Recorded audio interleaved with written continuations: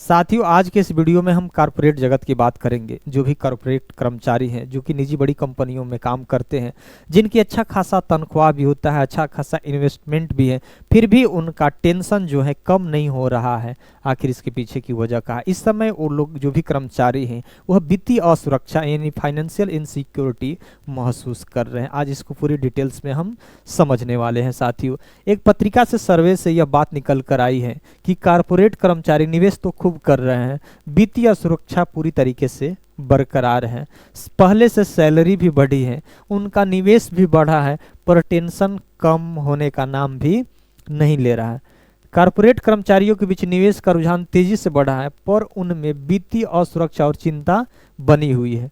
कुल आय का कितना हिस्सा बचा पाते हैं कर्मचारी, इसकी चर्चा करें। कॉरपोरेट कर्मचारी किन किन एसेट्स में कर रहे हैं निवेश? सबसे ध्यान दीजिएगा, ये कर्मचारियों की संख्या है, यानी 34% ऐसे कर्मचारी हैं कि जितनी उनका पेमेंट है उसका 20% ही बचत कर पाते हैं। पढ़ाई, दवाई से लेकर मकान, रेंट, किराया, EMI आदि में चला जा रहा है, तो 20% ही बचत कर पा रहे हैं 34% लोग। 13% ऐसे लोग हैं जो लोन के कारण कोई बचत ही नहीं कर पाते हैं। भले उनकी अच्छी खासी तनख्वाह है, लेकिन इतना लोन है कि वो 13% लोग कुछ भी बचत नहीं कर पा रहे हैं, जीरो कर पा रहे हैं। 34% ऐसे लोग हैं जो 20 से 40% के बीच क्या कर रहे हैं? बचत कर रहे हैं। 19% ऐसे लोग हैं जो 40% तक क्या कर रहे हैं? बचत कर रहे हैं। कर्ज का बोझ बचत क्षमता को क्या कर रहा है? कम कर रहा है, जिसमें उधारी के चक्कर में क्या हो रहे हैं? ये कर्मचारी फंस जा रहे हैं। दूसरी बात, कहाँ ये लोग निवेश कर रहे हैं, ये देख लीजिए। सबसे अधिक अगर कोई इन्वेस्ट करता है, पैसा कर रहा है इस समय, तो 56% म्यूचुअल फंड शेयर में इन्वेस्ट हो रहा है। दूसरी बात, 34% जो लोग हैं ना फिक्स्ड डिपॉजिट या बीमा में कर रहे हैं। 5% जो है न्यू एज ट्रेडिंग एसेट में निवेश कर रहे हैं, और 34% को तो पता ही नहीं है कि हमारे पास पैसा है तो उसको कहाँ निवेश करें। 34% ऐसे लोग हैं जिनको पता नहीं है। 12% ऐसे लोग हैं कई एसेट में निवेश कर रहे हैं। तो समझ लीजिए, कम से कम वित्तीय स्थिति को जानना आपके लिए बहुत जरूरी है। नहीं तो पैसा आपके पास लाख रहे होगा, लेकिन वित्तीय स्थिति के बारे में अगर कहाँ पैसा इन्वेस्ट करना है, कहाँ लगाना है, ये सारी चीज़ें अगर आपको ज्ञान नहीं है तो फिर आपसे कम कमाने वाला आपसे ज़्यादा पैसा रख सकता है और उसके पास ज़्यादा पूंजी हो सकती है। कॉर्पोरेट कर्मचारी मतलब समझ रहे हैं ना, वह व्यक्ति जो एक संगठित कंपनी, जो भी निजी बड़ी कंपनियां होती हैं, जैसे TCS होती है, इन्फोसिस होती है, या बैंक वगैरह जो भी आते हैं, जो भी प्राइवेट, वो तय नियमों और टाइम टेबल के साथ प्रोफेशनल तरीके से क्या करते हैं? काम करते हैं। ये तो कॉर्पोरेट कर्मचारी। विषय रहा है कि सैलरी बढ़ी है, निवेश भी बढ़ा है, फिर भी कॉर्पोरेट कर्मचारी का टेंशन कम नहीं हो रहा। आखिर ये पत्रिका से सर्वे से बताता है कि आज के कॉर्पोरेट कर्मचारी की कमाई पहले से क्या है? ज़्यादा है, निवेश भी पहले से अधिक कर रहे हैं, फिर भी वित्तीय असुरक्षा और तनाव कम नहीं हो रहा है। आखिर क्यों नहीं हो रहा है, ये समझ लीजिए। आखिर क्यों नहीं? मान लीजिए कि आपकी सैलरी कितनी है भाई? 50,000 सैलरी है। आपने 10,000 कहाँ लगा दिए? म्यूचुअल फंड में लगा दिए। 5,000 FD में लगा दिए।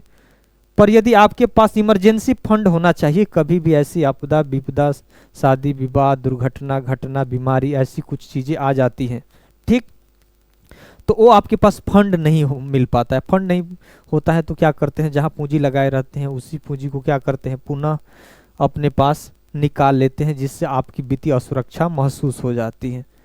इंश्योरेंस नहीं है, लोन ज़्यादा है, तो किसी भी इमरजेंसी में पूरा सिस्टम ही क्या होता है? टूट जाता है।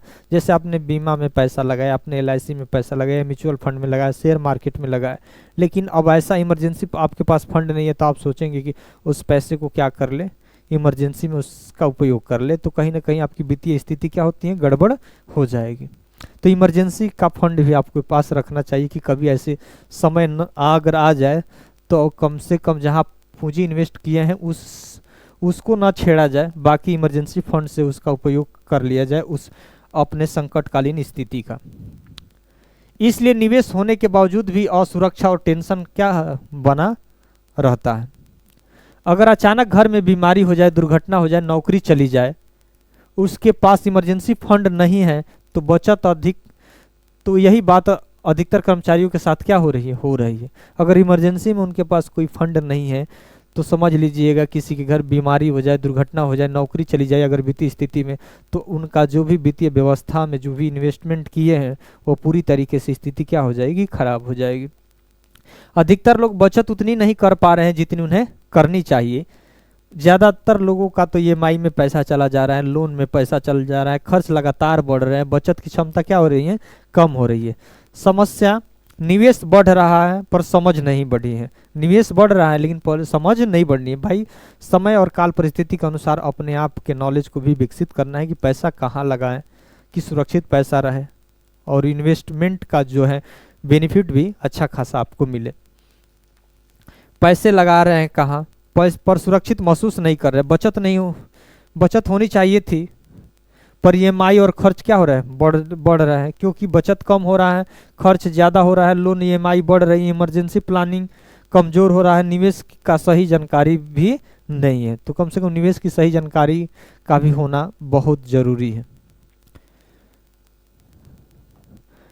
कॉर्पोरेट कर्मचारियों का तनाव इसलिए नहीं घट रहा है क्योंकि निवेश बढ़ा है पर सही फाइनेंशियल प्लानिंग नहीं है। ईएमआई और लाइफस्टाइल खर्च और सेविंग को खा जा रहा है। ईएमआई और लाइफस्टाइल सेविंग को क्या कर रहा है, खा जा रहा है। इमरजेंसी फंड और इंश्योरेंस की क्या है, कमी है। 34% लोग को ये भी नहीं पता है कि निवेश भी कहाँ किया जाएगा। पैसे उनके पास है, नौकरी की असुरक्षा हमेशा लगातार बनी हुई है कि कब नौकरी है कब चली जाए।